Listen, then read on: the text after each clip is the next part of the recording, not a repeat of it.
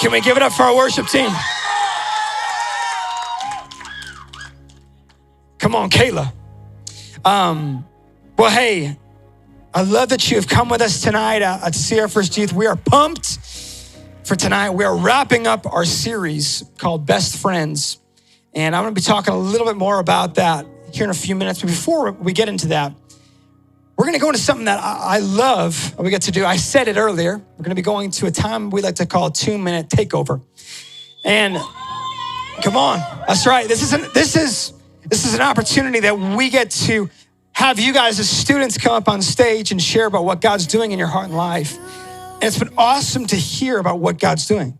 I mean, to have you guys share in front of other students your age and even younger and older, what you guys say up here, I think can even go a lot farther than what I can say, because you guys are going in it. You guys are walking out God's calling for you in an area that I am not in currently. But it's also cool to hear from our leaders and to hear from how God's pouring into our leaders and what God's been doing, especially, a lot of you guys have, if you've been at CR First and at CR First Youth for a while, you recognize a lot of the same faces from our adult leaders, which is awesome because we have the most consistent and passionate leaders that we've ever seen. Give it up for our leaders, come on. They deserve it, they deserve it.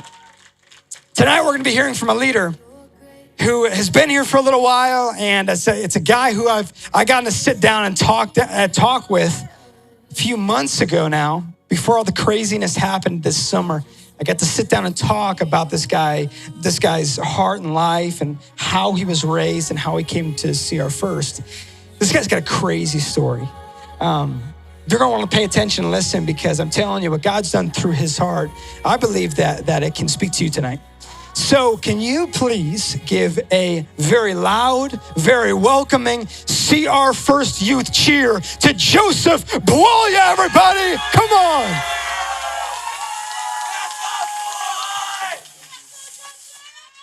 Can I get a oh yeah? That was not loud enough. Can I oh yeah?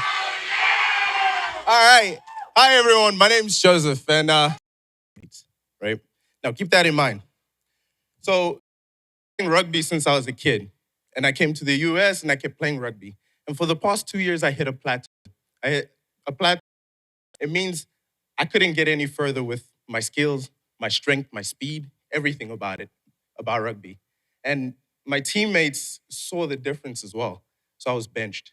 For about a year and a half, I couldn't play any games. I was just sitting on the bench. And it depressed me. It put me in a very, very, very terrible mood. And my teammate asked me one day, he was like, hey, why don't you just like the game? Why don't you stop playing rugby? Just pursue something else. And it hit me hard. So I went home and I sat down and I talked to God. I was like, hey, God, what's going on? I thought like you put this passion in my heart. I thought you wanted me to do. And I was like, abandoned me. I'm depressed. I feel alone. I feel like no one is looking out for my best interest. And it's just me against the world. And it was immediately after I started reading the Bible and I read 2 Corinthians verse 9. And it says, for you have been persecuted, but you have not been, you have been, but you have not been destroyed. Now, if you guys remember back to what I said earlier in rugby, but you're not destroyed. You get back up and you keep. God was telling me, he's like, hey, yeah, you feel abandoned. That's fine. And you've been, and that's okay. But are you dead? No, you've not been destroyed. You're still here. You can still fight. And I was like, all right, God, but I still feel powerless and useless. And before then in the prayer, I was always like, God, because I put in the work, I know I'm good.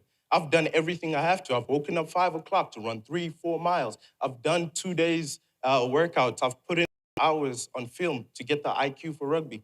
Why am I not succeeding? You doing it all through you, right? What is it? Proverbs, it's Philippines 4 verse 3. It says, or 4 verse 13, it says, I can do all things through Christ who strengthens me. right? He was like, you were doing everything by yourself, trying to strengthen yourself, and you got nowhere. How about you put your faith in me, right? And that's what I did. I sat down, I was like, all right, God, I put my strength in you. I put everything to you. I will work like I work, but I will pray like everything depends on you. This past summer, while everything else was going on here, I went out to go play rugby. And I got selected to represent Iowa against other teams and other guys who got selected this past summer. Okay. So my take to you today, guys, is no matter what you're doing, no matter how good you guys think you are at something, if you hit a hard time, don't ever forget you're not doing it by yourself. You're doing it through Christ who strengthens you and who gives you strength every day and power. That is my 2-minute takeover.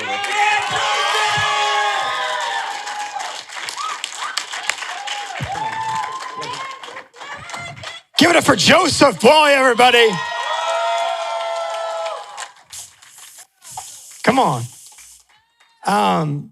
See, everything that Joseph spoke to you about is everything that I saw from him when we just sat down and ate lunch together a few months ago. Joseph, you are a man who walks with God daily. And you didn't have to tell me that for me to see that in you and the faith that you've been walking in. And I know that you have a crazy past, you have a crazy testimony. I know you got to unpack a little bit, but man, God is doing some great things through you. And I love how you've been able to pour out to our students. And can we just give it up one last time for Joseph? Come on. It's awesome. Thank you. Well, hey guys, we're wrapping up our series called Best Friends. And so before I get into it, actually, as the video plays, I encourage you, before we do that, I encourage you to go grab some sermon note sheets, a pen, grab something to write notes down on tonight, because you're gonna want to take some notes. This is some good information that we're gonna be sharing. I believe God's going to speak to hearts and lives tonight. So let's roll that video and go grab some notes.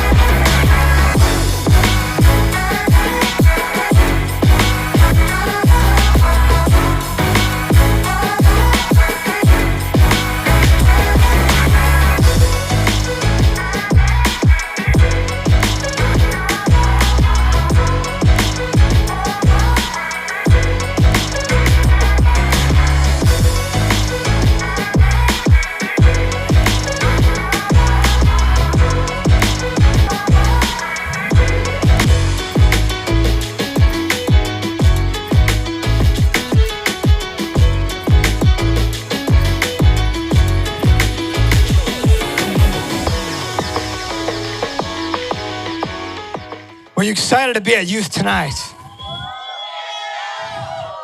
Come on. I'm excited that you've joined us tonight, and we're wrapping up our series.